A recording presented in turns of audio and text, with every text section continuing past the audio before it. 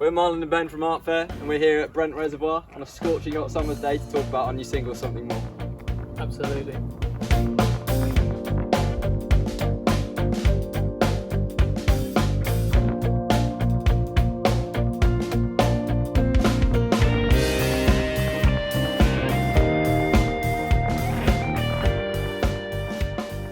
The song's about dissociation and the kind of feeling of separating from yourself under times of trauma, I guess. Aligned with that comes in, of course, this idea of prescription medication, where although it's a really good and necessary thing, it can also be something which is overprescribed and abused, and my kind of belief that there has to be something more that can address the root causes of those kind of feelings. I'm not going to say what it's about because I think you already know from my peer, my business partner. I guess there's also this kind of collectivity and the idea that it's something which is shared between people as well, and that it's an experience which is not just one that I felt at the time of writing the song, also one that I'm aware that is universal and that everyone at some point will feel that way and very separate and distant from themselves. And it's kind of a call to reconnect with yourself in that way and just to check in and make sure you know how you feel and you're taking care of yourself.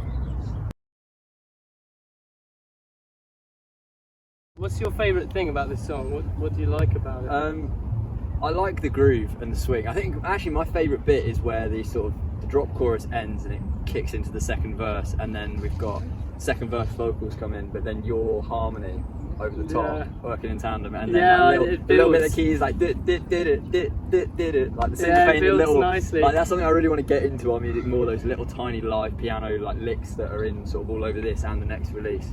They're it's just a really kind of, the song really gets going at that point and grooves forward. I don't know, what about you? Yeah, I think something that we do, and in our upcoming music, some of the stuff we haven't put out yet, this happens, where there's like a motif that's developed through the song. Yeah.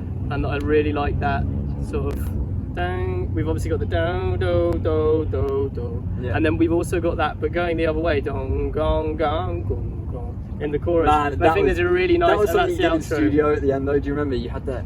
I mean, I don't know the theory of it. You'll probably know, but like you changed the inversion of the chord. G minor, it rose up. Yeah, exactly. I thought that was cool. It was I really so like the tasty. pre-chorus as well. I think this song builds really nicely. Yeah.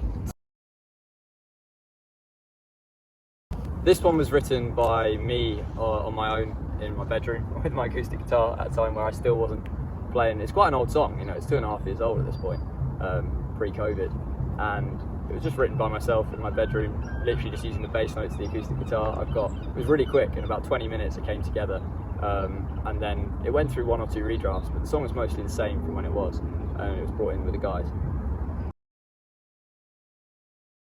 It hasn't changed much. This Simple Life and Bittersweet both underwent a lot of changes.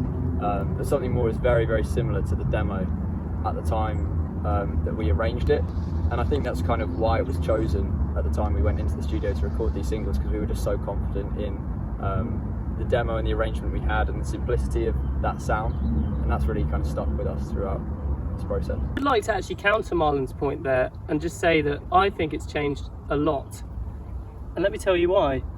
The bridge section came a long way from when it was first written, and there's something very interesting going on harmonically there. I think, without sounding like a tool, we wanted to promote the idea of there being something more in the musicality of the piece. So there's a real collision of musical movement with subject meaning. It's a coherent, and the harmony is really a mechanism for that expression. And so the bridge, there is a very interesting move where we go up to chord 2, which is the C minor, then to the B flat major 7, and then for some odd reason, okay, we're going to a G flat major 7 at 6. And now that, coming after the B flat major 7, is a real interesting minor substitution move. And then that paired with a big swipe of the G flat major pentatonic scale down, going down to an E flat major 7, really just takes us somewhere else. And we wanted almost, you know, jazz lounge section, just again promoting that sort of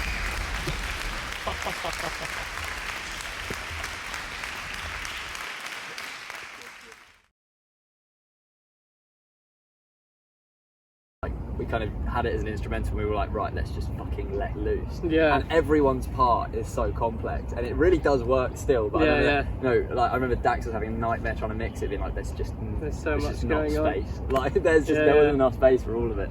So in future, when we do those sections, we can make it work together. The weaves, everyone has a moment. I think it's come together nicely. Yeah, agreed.